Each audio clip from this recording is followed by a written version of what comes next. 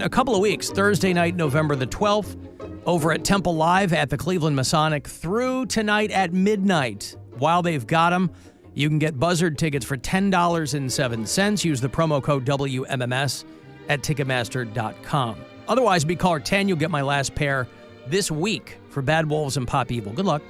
216-578-1007 or 800-348-1007. Welcome back. Local DJ and all-around female orgasm denier, Alan Cox. This is the Alan Cox Show on 100.7 WMMS.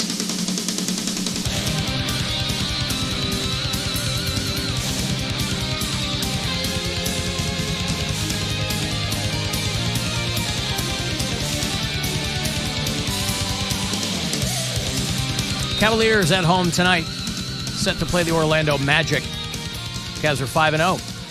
Who will be the first to hand them a loss? I don't know. We'll find out. But tonight, 7 o'clock, tip-off at the Romo Fijo, 6:30. Pregame coverage begins live on MMS and on the iHeartRadio app. If you listen to us on the app, tell me where you do it if you're out of state. I like to know where people are on the map. Ray is one of our Canadian bureau chiefs. He listens in Vancouver.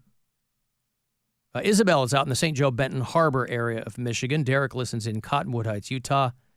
Clay is down in Miami, Florida. RJ's in Philly. Greg's in Indianapolis. And Bonnie listens in Marietta, Georgia. Hey, Poco. Hey, Alan. Poco Long Loco. time no talk. What's going on? How you been? Good, man. Yeah, you were talking about Alex Jones. He's a brain-dead idiot. But it triggered my mind to Red Fox. IRS took everything he owned, including his brass bed, out of his house. Well, it's like Willie Nelson, right? I remember when Willie Nelson was doing like friggin' Taco Bell commercials because he had to do whatever he could do. Well, he ended up getting all his back because everybody supported him. But, oh, you mean they took Red Fox's stuff? I recall the Red Fox thing. I don't remember chapter and verse, but I do remember that he had been in a lot of trouble with the IRS. Right. Yeah. But, same thing. I don't know if the white or black thing. He ended up living like a real life Fred Sanford, Poco. Pretty much. Yeah. Except he didn't have Lamont around. But, right. Same thing happened to B.B. King, and it took years for him to get that stuff settled. So. Yeah, it's also tough, too, when I always thought there's a lack of forethought on the part of people who are not paying their taxes, especially if they have a lot of kids, because you're already in the hole. You're probably paying a whole bunch of child support. And yes. Yeah. So, and then on top of that, I mean, which is why you don't want to pay your tax in the first place. You're like, I need every friggin' cent I can keep. Yeah, well, and they were working hard. It was a vicious cycle. Other than Sanford and Son, he was a stand-up comic. You know that. That ain't big bucks. So, especially not back then. Red Fox back then they made party records, is what they called them. Yeah. And Red Fox was filthy, but like B.B. King had like 15, 16 kids. So Yeah. Well, that's on him. He liked to leave it in, that B.B. King. Well, he said from his book, Blues All Around Me, it's an older book. Check it out if you can. But, he took care of all of them as much as he could. So I guess he at least owned up to it. Yeah. All right. Thank you, Poco. All right, man. Good talking to you. You too. Thank you, Poco. There's Poco. Sounds like he used to call all the time, but I don't I'm going to call Poco. But thank you, Poco. Peanuts. Peanuts.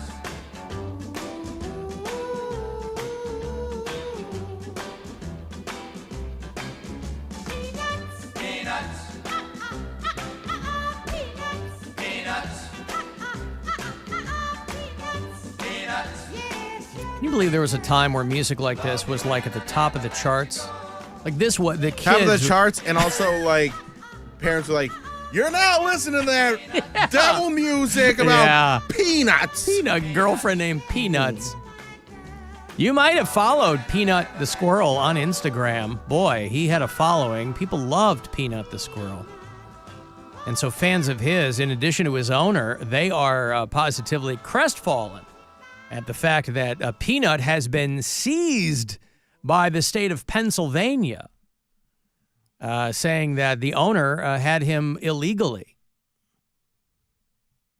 This was the guy lived in New York, but I think Pennsylvania was the state that called in the environmental conservation groups or something like that. And they did the Mark Longo is the guy who owned Peanut.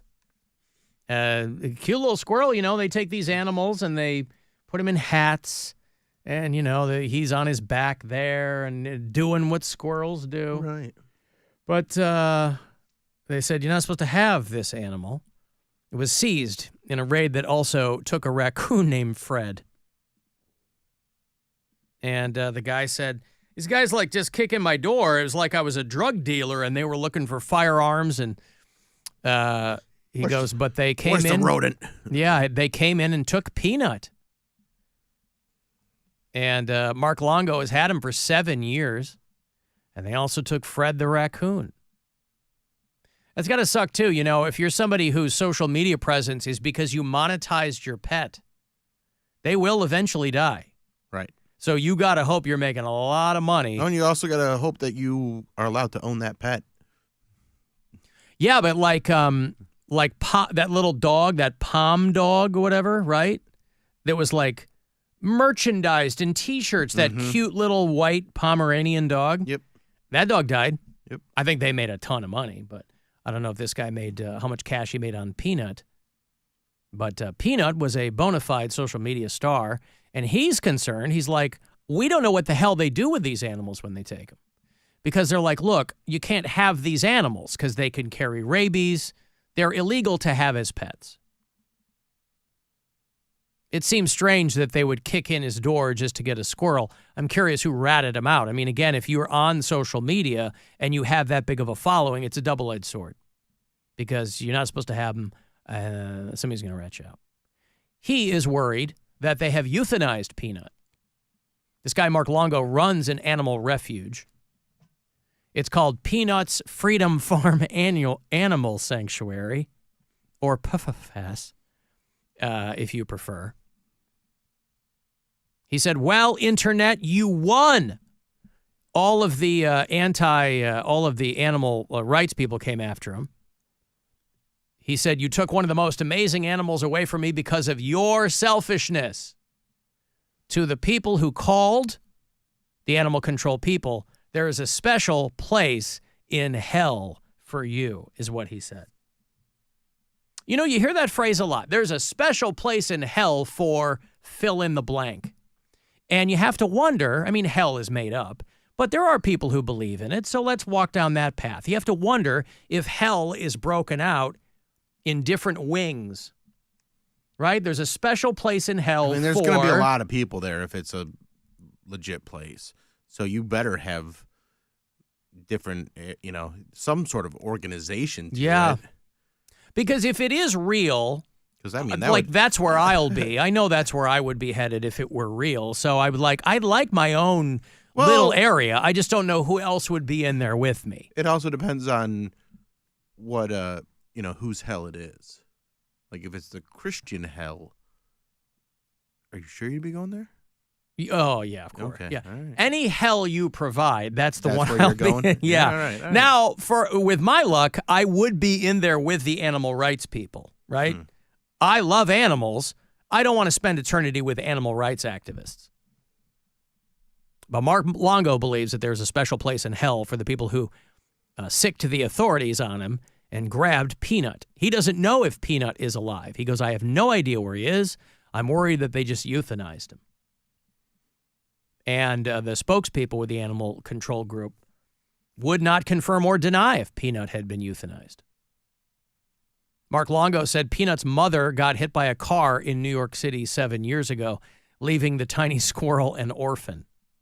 And he brought Peanut home. Now, how does he know that was Peanut's mom? I mean, it's a cute little story, and you can tell the story you want, but you don't know that was Peanut's mom. Might have been an uncle. Because when she saw Peanut, she used all three of his names, and she knew that's definitely Peanut's mom. That's what moms do when they're mad. Peanut Aloysius Martin, you get your furry ass over here. Chop, chop. We got to pick up your brother. Hey, Tim. Hello? What's up, Tim? Hello? Yes, sir. Yeah, how you doing? Good. Can you hear me? I can hear you, yes. Yeah, okay. Price Waterhouse was hired by Willie Nelson to handle his money, and they took him for one hell of a ride. One of his coaches from school even bought his farm and recording studio and held it for him until he could get everything straightened around. I've been seeing Willie Nelson since 1973 with my parents. I've known him for a lot of years. He signed guitars for us for Holy Family Home up in Parma for fundraisers. And one hell of a nice guy. And just great to see him get taken for a ride. He's 91 years old. He's outlived almost all his band members except for Nicky Raphael's still alive. Paul's brother Bill's still alive. And he's outlived all the Highwaymen. He's definitely, he's he's definitely one of those guys that when Willie Nelson goes, that's going to be a big blow to a lot of people. No, it sure is. Because, man, when I used to be able to smoke, man, I can't smoke anymore because I got COPD. But I got to smoke with him and Bob Dylan a couple times, you know. Hey, all right. Well, those are good stories, right? The Highwaymen show at the Coliseum, Richfield, Ohio. I was backstage both times. He asked me to get on the bus the second time they came through town. I go, man, I can't because I got to work tomorrow. I work in a laundry up in Parma for Al Terminal Home. And I've been there 40 years. I don't think Willie smokes much anymore either. I think he's mostly down to edibles. He's chewing them. Oh, yeah. I don't know that his body is. This year. Last year I couldn't see him. My wife wound up in the hospital. She got non-alcohol cirrhosis, liver, kidney problems. She got a lot of health problems. But I wish, keep Dana Herman in your prayers if you can. And I wish Willie the best. And someday, man, if he goes, I'd really like to try to make it to his funeral. I just hope he outlasts a lot of the other ones. Have you ever listened to a song called The Highwaymen? Love The Highwaymen. Hung him in the spring. The Bastards hung him in the spring of 25. Yeah. He's talking like way back, but I mean, it'd be weird if he went in the spring of 25 this next year. I hope he outlives that, Well, it might be kismet, right? Yeah. Oh, yeah. Okay, thank you, Tim. Keep on rocking, man. Thanks for all right. years. Thanks. Thank you. There's Tim, who sounds like a close personal friend of Willie Nelson's. You think that's the case? Sounds like Smoked with him a couple of times, right? Yeah, he's the last living highwayman. Chris Christopherson just died. Yep. Johnny Cash, Waylon Jennings. Yeah, what a great album. Not a lot of diversity in the Highwaymen, huh? Charlie Pride wasn't in it. He could have been. They should reboot it with like Darius Rucker and who else would be in the How about a modern girl? How about a girl Highwayman? Yeah. How Casey about the Musgraves. How about the Highway People? Well, there's a band called the Highwaymen. Yeah. Brandy Carlisle, I think, right? Who's in the Highwaymen? Brandy Carlisle, yeah. Maren Morris. Amanda Shires. Oof. Foxy. I guess Brandy Carlisle is probably the Waylon Jennings of that. What a fantastic song. Yeah, when Willie goes, that's going to be a very, very sad day.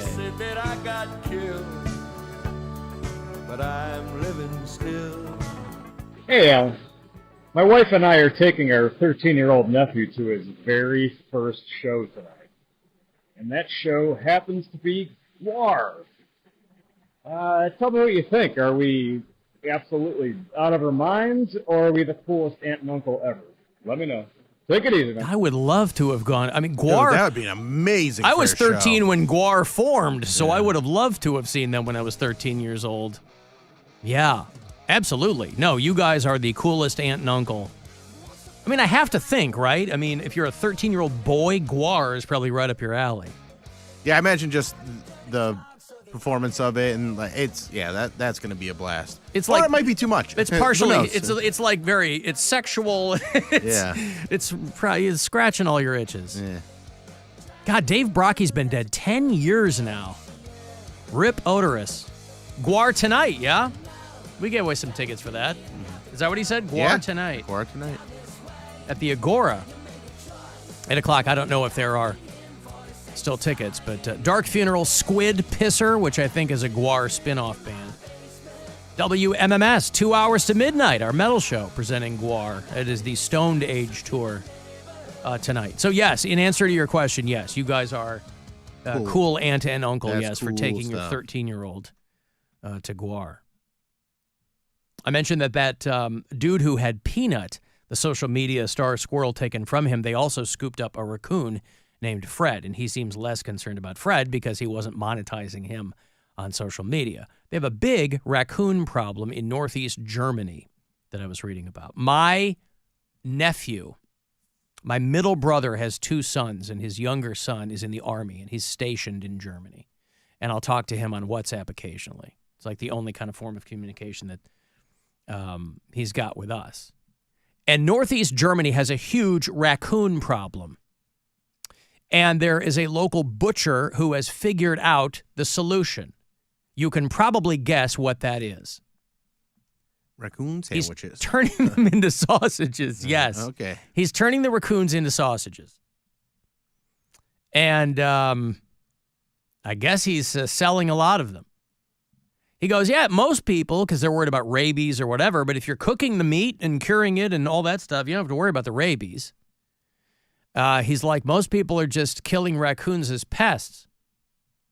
And I thought, hey, what if we could do something different? So he started making raccoon balls. Now, this is meatballs made out of raccoon meat. He's not serving the actual raccoon's balls. Those would, I have to imagine, very, very small. Unless, I've never seen the underside of a raccoon, but I guess there's a chance that it's disproportionate. But so this guy has opened a place called the Wilderhut, where he serves up all kinds of wild meats. So he's making raccoon meatballs. He's making raccoon salami. Would you have a raccoon salami sandwich? I mean, I sure would. I love exotic meats. No? I don't think I want that. You don't want a raccoon meatball? Yeah. He said we're the only place in Europe selling raccoon meat. People come from all over, he said. They just want to try it. I've never had anyone say that it's disgusting or that you can't eat it. Listen, meat is meat. And there's variations on it. You know, duck is oily and some meat can be really gamey. Snake tastes a certain way. But I've never had raccoon. If somebody's like, you want to try a raccoon meatball? I would say, of course I do. Has it been deferred? Of course it has. And buying some raccoon salami, why not? Why waste all that meat? But again, they had, way back in the day, there were fur farms in Germany, and they were using raccoons for that, but then they would just kind of... Fur farm sounds so naughty. Where is your closest fur farm? Give that. Me and the boys are in town for 48 hours, and we'd like to know your nearest fur farm. I was down at the red Is it light in the district. woods? No. You were down the what? It's at the red light district. Fur farm. Where is your red light district? I hope you got your shots. Yeah. Like being milked. Raccoons are from here. They're from North America. Yeah. But they, they can get real big, and obviously they're around the world. And they are technically kind of a problem depending on what your ecosystem is, because they eat reptiles and they eat frogs. And so if you need kind of a certain biodiversity, then raccoons can be a problem. And that's what they were running into there in Germany. The fur farms. Speaking of fur farms, Stripper Scott. Hi. Hello. How are you? What's up? Hello. Yeah, you mentioned raccoon balls, and you can't imagine that they're too big. I've got a surprise for you, buddy. Is Stripper Scott going to school me on the size of raccoon balls? Okay, so I'm not technically a raccoon because, like you said, they're in North America. The Japanese raccoon called a tanuki, which should sound familiar to anyone who's ever played Super Mario Brothers 3. Oh, a kanuki. Okay, no, all right. Yeah, the A tanuki. hickey from Kanuki is like a Hallmark card. I think it's an old Merle Haggard song, isn't it? Hookie from Kanuki. Go ahead, Scott. I'm sorry. No, it's okay. So the tanuki are like a Japanese, look like a raccoon, basically. A little bit different, maybe a little bit different marking, but basically it looks like a cousin of a raccoon. Mm-hmm. In the game, I always wonder why you put on the tanuki suit and you would turn into a statue. Well, because it's from Japan. In Japan, they have statues of tanuki. There's like all over the place at parks and stuff. It's like, there's a reason why, and I forget. But the statues have giant testicles. And there's a reason for that. I forget why it is. But if you Google it, Well, There's just pictures. I Googled tanuki, and it's a dog. It's a dog that thinks it's a raccoon. No, it's like they call it like a Japanese, like a raccoon dog. Raccoon dog, yeah, it's a dog. Yeah. Funny thing about raccoons and dogs, I used to think if dogs or raccoons were related to dogs or cats more. Technically, they're most closely related to bears. But anyway, so this, I don't know. But how do they taste, Scott? Oh God, I don't know. I wouldn't eat. My friends that hunt, they tell you that you're not supposed to eat animals that have eyes at the front of their heads. Why is that? Because they're predators and they can have parasites. You're supposed to eat prey, like animals that have I like deer and see. fish that have eyes on the sides of their Man. head. That's like the rule. I love So all I that eat hill bears jack and wisdom. wolves. That's great. It's good stuff. I guess, yeah. Yeah. Predators supposed to eat the prey. Okay, good. All right. Well, everything is prey to us, Scott. That's why we eat everything. We are the apex predator. Yeah, I mean, I can't argue with science. You certainly can't. All right, thank you, Scott. I appreciate the information. I guess I should have played more Mario Kart. Not Mario Kart, Super Mario Brothers 3. Super Mario Brothers 3? Yeah. Was the Tanuki in 1 or 2? Or it just Tanuki- showed up in 3? It showed up in 3, yeah. All right. Well, I did not know that. Thank you very much, Scott. I appreciate the information there.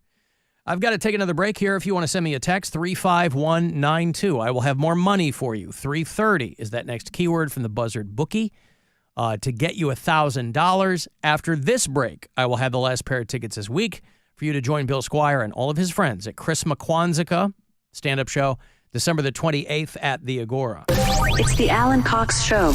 On our free iHeartRadio app and your